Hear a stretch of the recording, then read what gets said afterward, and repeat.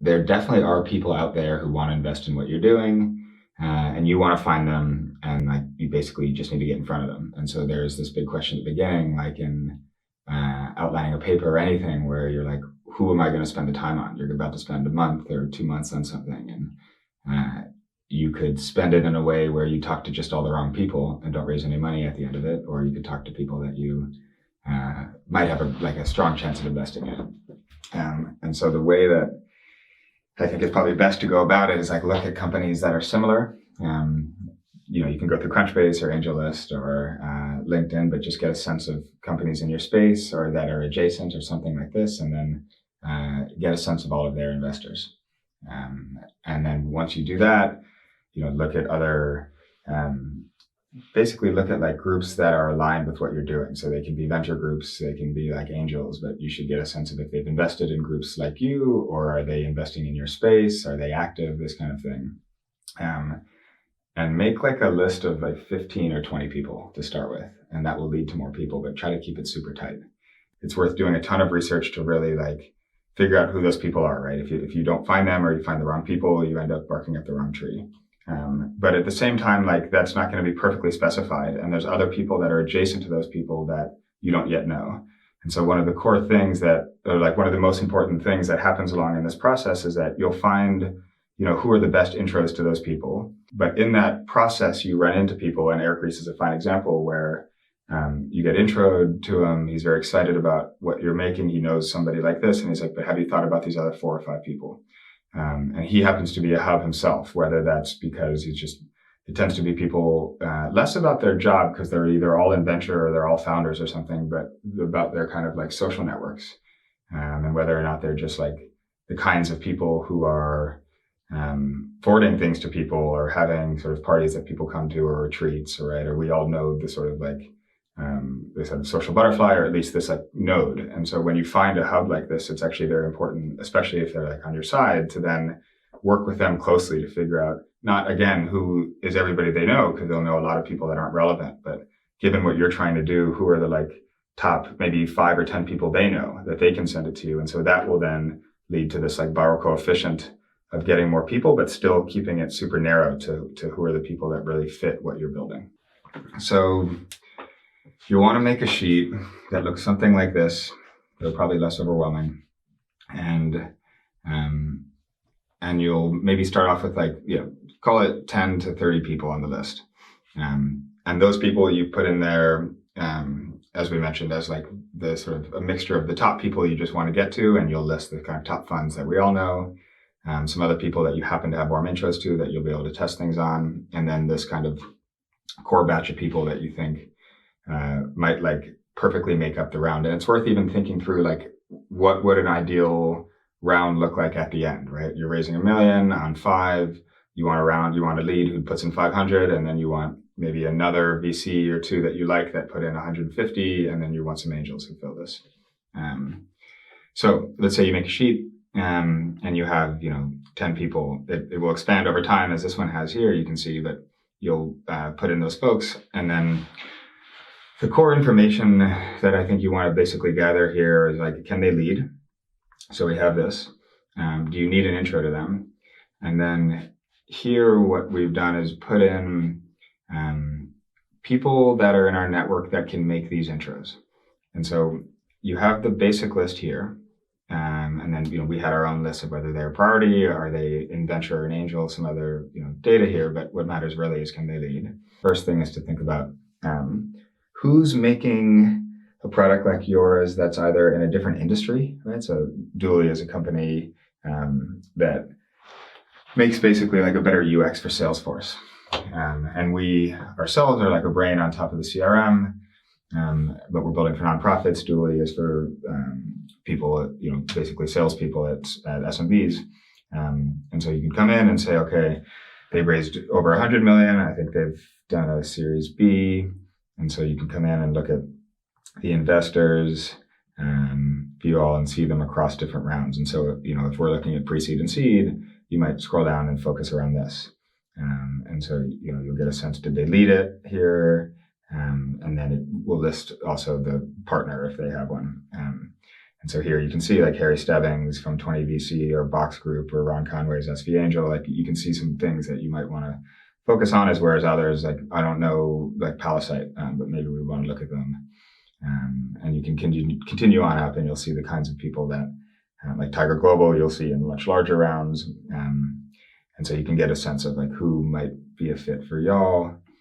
Similarly, this is another company called Virtuous that builds a CRM for nonprofits. So in our space now, and similar to what we make, but we want to see like who's invested in them. And as Ari said, you will uncomfortably have to kind of like swallow the differences between your companies and others and just look at like who cares about this general space. And you'll run into both people that might make a lot of sense, and then people that might feel like we've invested in this space already. And so you want to make sure that you're not like finding companies that are exactly like yours, but that are a bit adjacent. So you can go through, Crunchbase, AngelList. Let's think about another way to do this. Maybe we'll just go to like AngelList for Wealthfront.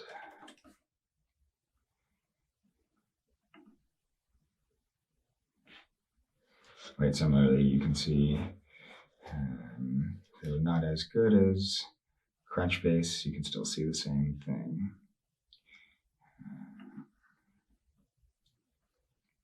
I'll do this later. Okay. And then similarly, you have our, the same kind of thing for us as well. I think those are the main things. I mean, it's worth taking some time and really getting a sense of the landscape and who else might, who's building things like you and who is investing in the space, and just like who's maybe, one round further than you are. And what are the other like kind of venture backable things? Like this will also help you get a sense of the kinds of things that are venture backed. Okay. So let's say that you did like best, B2B VCs in the Bay, and you have this list of folks. Signifier is great, right? And people don't know about it. Founders Fund, fine. So you get a list like this, and let's say you're like, okay, well, this Signifier makes sense for me.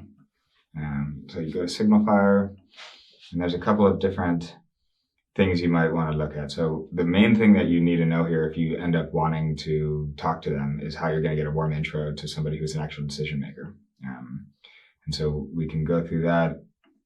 You can basically go to the team, and you can get a sense of people will use many different words to try to refer to somebody who is not a partner as somebody that you still might want to talk to. Like associate is the obvious word, and you can see that here as a senior associate, but like portfolio research analysis or any of these other kinds of things but the main thing that matters here basically is that who's going to make a decision on whether or not they invest in you is one of their partners.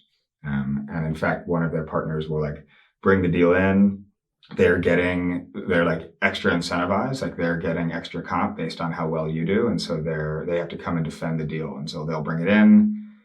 They'll have gathered like a memo that they've gotten from you, and then they're making a pitch to the rest of the partners. And so you need them to be really both bought into it and have all the materials they need to convince the rest of them. And anybody else there really is like the way up to that partner. I don't want to say it doesn't matter, but like what you need is that partner to be carrying you into that meeting. And so, you can see them at the top. Like Chris Farmer is a sort of well-known one, and then there's a batch of other partners in different verticals. Of the decision makers that you can find, as I say, there's like really just 2 or 3 of them at each firm. Which one of them can you find a warm intro to? And so you'll want to find like one of the partners basically. See, sometimes it will show you, and they tend to list this on their LinkedIn's actually, like what are the deals that they've led. And so you can go to their LinkedIn, and you'll see this with a bunch of venture folks where they have like 40 experiences because they're like board member here at all these places or investor. And so you'll get a sense of like who's the person who's really the right person for you. You can come in and get to the wrong decision maker and get shut down from a firm that would have been a good fit. And then the maybe just as important question is like, do you have a warm intro to this person? And so that you can find. once you make your list, you can find that separately through your own networks. The other thing you might want to look at, obviously, is just how they frame their work, right? So Signal Fire generally is like very like data forward. Here they even pitch themselves as like what started as an AI tech recruiting platform turned into a venture model. They're very focused on helping their founders, but you might here they're not listing a ton of stuff about their thesis. They do have a how we help. The most obvious thing to do is just go to their portfolio.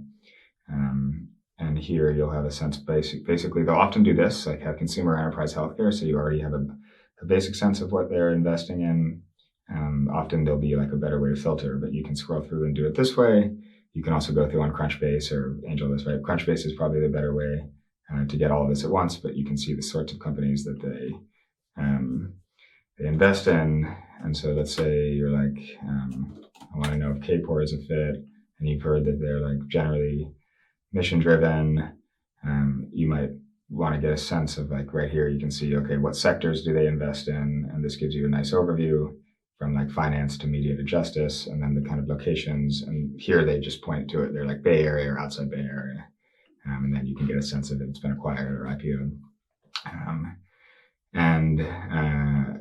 And then, here they let you even sort it by year, right? And so you basically want to get a sense of like, who are the, do they have basically like a thesis or a focus on a certain vertical or on a certain kind of industry, or they often will have a like much broader thesis that is not so much about an industry, but about a certain kind of technology, right? They invest in AI companies, or they invest in companies that focus on behavioral science like Alpha Edison, or they do companies like KPOR invested in Lyft and not Uber because they're focused on some mission-driven things.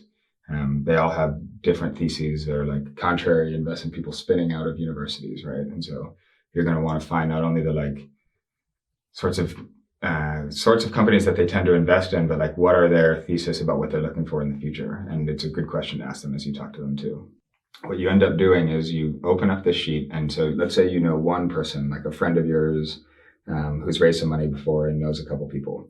And so what you'll do is put them in here, and here we put in Jenny. And then you'll open up the sheet with them that you have. And instead of saying like everybody in their network who's relevant at first, you'll just be like, do you know any of these, 20 people? And you'll go through and maybe they'll know one or two of them. And so what we've done here is basically made a way to kind of herd cats where we can mark ourselves. Have we assigned an intro to this person? Like this is, Stripe Ventures here being assigned to Jenny, and then I can track, has she emailed them and reminded them? And the whole thing really that we're trying to do is I give Jenny something to forward, she forwards it to them, and then I'm checking in with her to see, have they come back, have they not? Like basically just polarizing them. And if they come back to us and we're meeting with them, we'll get them into a HubSpot, and I'll show you that in a second. But if not, then you can just mark them and say out, and you've made progress. Actually, you really just want to be like moving through this as quickly and efficiently as you can.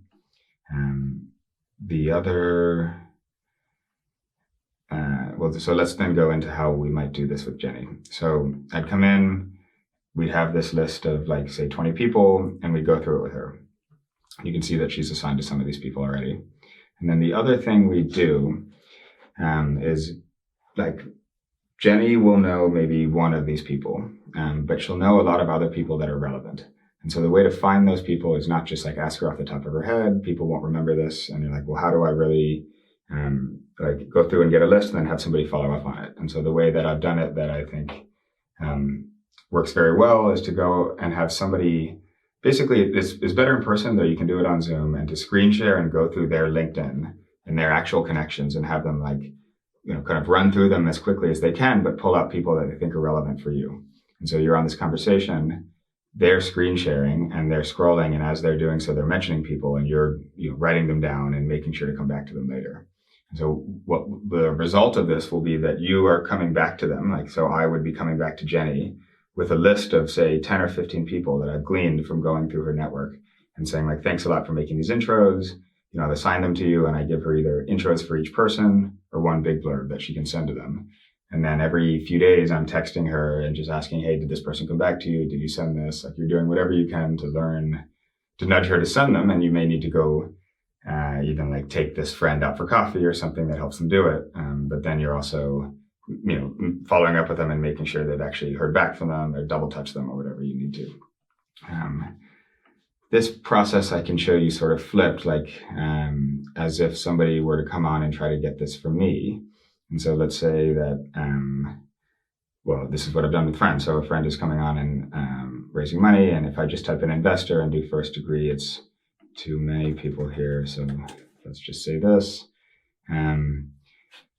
LinkedIn does a fine job of organizing it by who they think is most relevant. And the important thing here is you can search people's connections yourself. Like my connections are open and you can do that, but it still won't show you all of them actually. So it's still much better to have the person type in their LinkedIn, like lead investor, go to people here, go to first degree connections, and then start scrolling, and you screen share and you'll take notes. So you go through and, at this point, you're talking to me about your startup. I'm looking for people to send intros to you. And so I know a bit about what it is. And so I'm basically scrolling through to see, like, who do I know that I actually know warm enough that I'd be comfortable with what you've shared with me so far, actually forwarding a blurb that you send to me and sending it on to them. And so maybe there'll be a few people for each page, and you can go through it, rather quickly like this. And then that person will then take that list and send it back to me. And if it feels like a lot of pages at first, I think just get started on it and you'll move through them faster than you think. And basically something is better than nothing. So for some of the people that are maybe highest priority, you're going to end up making a blurb for somebody who knows them very well, and you're going to write a really personalized one for them. And so we had this. The best example for this with us is with Eric Rees and with people that he was sending out. So when we had a chat with him initially, he gave us a list of about 5 or 6 people that he would be able to forward it to. And so we started that process. And so here you can see, this is a blurb that looked like the last one we reviewed, although this is now from Mark Benioff, and I mentioned his philanthropic work and Prop C at the time, right? And then the person who's head of the Salesforce Foundation comes back and he's made this intro where he's like, meet Mark Benioff and Lindsay Sanders, and then you take it from there. Almost every other email is like this. This was specific to Reid Hoffman. Others are all very personalized.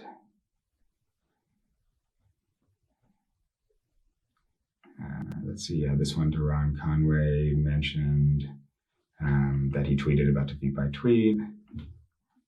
And then there's this one that went to Iconic and Dustin Moskovitz, and this is specific to this as well. Let's say this. After you are doing this like herding cats process of getting intros sent out from anyone that knows people that are relevant to what you're doing, at this point, you both are like nudging them to have people say no or say yes. And then when like a connection is made and you're able to let's say you have a meeting booked, the core thing you need to do basically from like here until when the money is wired is essentially track where they are in the process and whether or not you have to do anything for them or not. And this, you can do this in a sheet as people have done. You can do it in Asana. You need like a poor man's CRM. You can use the free HubSpot. You don't need to overtool this. And I think it's worth really making sure that you don't overtool this actually. But you do really need to quickly be able to see, do you need to take action on anybody and where are they? And the reason being that you want to be able to get up in the morning and say, let me focus on people who are furthest down the funnel. Let me spend my time on the actual bottleneck and not on other interesting things or filling it with more people, but who is closest to closing. And then who do I actually also need to take action on versus who am I waiting for? And there's a couple ways to do this. I'll show you our actual old HubSpot from the last round. We didn't use a CRM like HubSpot on the first one. I think we just used a sheet. Or maybe a Trello or something like this, but you need basically a Kanban, right? The advantage, obviously, of something like HubSpot is you can have the email correspondence in there, but it's not an essential part of this. Okay, so just a sort of overview of the board. What you're seeing here is various stages in the process, right? Everywhere from sort of being identified and being sort of outreached, has an email been sent or a text or something like this, to then we're corresponding, and then we have these first meetings. And so the way that we schedule this is basically across 3 meetings: this first meeting, next meeting, and final meeting. And then within each stage, basically you want to know, like, is this thing booked and it's coming up? Has it been, have we had it and I have action items, or have we had it and I'm waiting for them? And so we would reflect this with these stages, but there's lots of different ways you can do it. I think the core thing is just knowing what's happening next. And what I will do is show you briefly. This is a current HubSpot of ours, and the important thing here is both you can see the next step, and that these things are organized by next step date, which we didn't do then, but is something that we've done since that I think is incredibly helpful. Is it will just sort this by basically what you need to do next. You can do this just as easily in a sheet. The important thing is that you have a variable that lists the next step you have and the date with which you, like the date when you think you should take that next step. And what's super important is even before you end the call, or right as you're ending a call, or right after, putting in the next step and when you think you have to do that date. And then you can just sort the whole sheet by that date, and it helps you figure out what to do that morning versus the next morning. So what you can see here are people in different stages of the funnel. We would then do the things we'd have to do. You need to come back to them with information. They'll ask you different things. And then, you move them along. As they got further along, we would tend to assign amounts to them to also have a sense of who we should be focusing on. And then, the process is simple enough from there. People commit. I think we'll talk about this later in sort of the dynamics of it, but, people commit, then you allocate them. And then, of course, this is the logistics of sending them docs and getting them wired. And it's helpful as well just to have this in the future, when you do another round, you're going to want to come back and look to see, who did you get committed, who you didn't let in, who was out and why, and it'll help you iterate as you move forward as well. Yeah, I think the sort of cold truth of it is that they're seeing thousands of decks a year.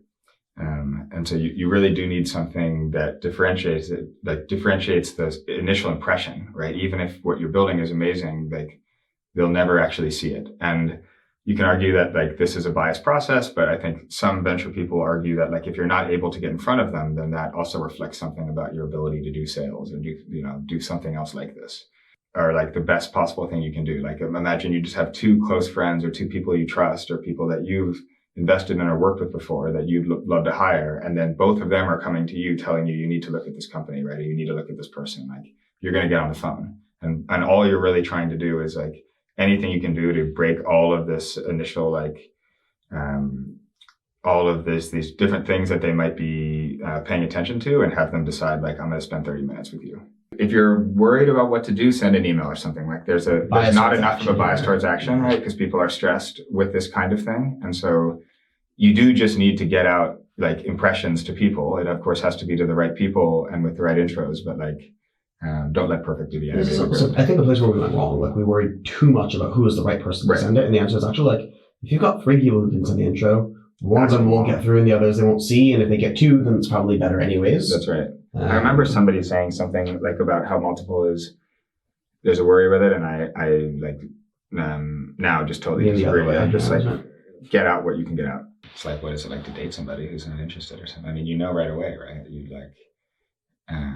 I guess there's some people who we'd get interested, who you'd warm up over time, and you learn the kind of things you need to say to get them excited, or the things that they really care about. But we've all pitched somebody on anything where it's not a fit, and they're just you're well, we're going through the motions, or we're having a coffee here. Or you can halfway through be hey, maybe this isn't a fit. I want to get your advice on it, or something like that. Better to almost, have them be interested in what you're doing and up to send intros to the right people. We did sometimes have that happen, where somebody would say, look, I'm not a fit at all for this or a fund or this thing, but I do know somebody. Raise money in San Francisco.